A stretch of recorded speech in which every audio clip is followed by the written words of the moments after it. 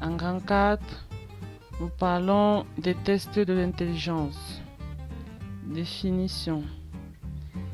D'après Simalé en 1980, un test est une épreuve standardisée dans son administration et sa cotation qui fournit des renseignements sur des capacités intellectuelles d'une personne, sur ses connaissances, ses fonctions sensorimotrices, son caractère, etc.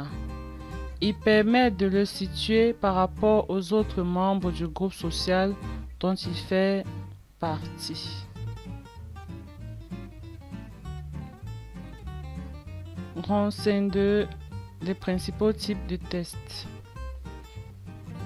Nous avons les tests d'efficience. D'après Glion et Richard en 1993, les tests d'efficience sont destinés à évaluer une capacité, un aspect cognitif d'un individu. On parle de l'intelligence, l'aptitude, la connaissance.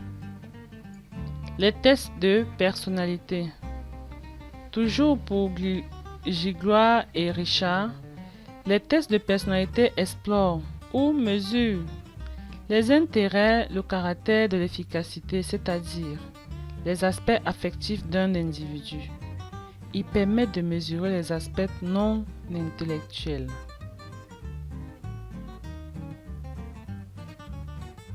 En grand 5, on aborde la notion sur les théories de l'intelligence.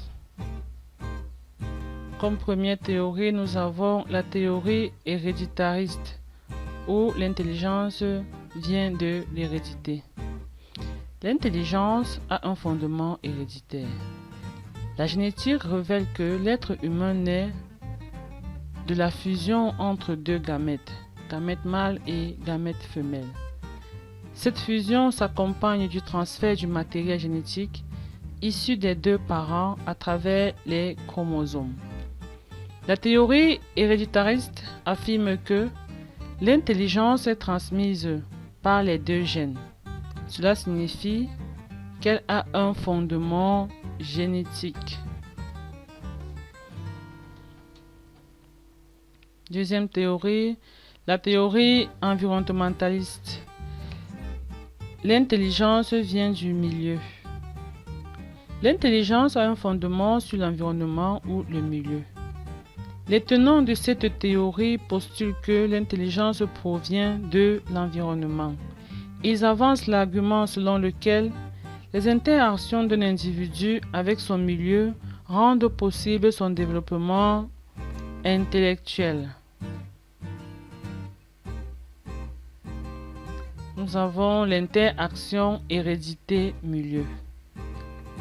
La conception interaction-hérédité-milieu lève le débat sur l'intelligence en conciliant les deux théories que nous venons de voir, à savoir la théorie environnementaliste et la théorie héréditariste. Cette théorie affirme que l'analyse des facteurs héréditaires et les facteurs environnementaux sont une nécessité dans la compréhension, le développement et l'explication de l'intelligence humaine.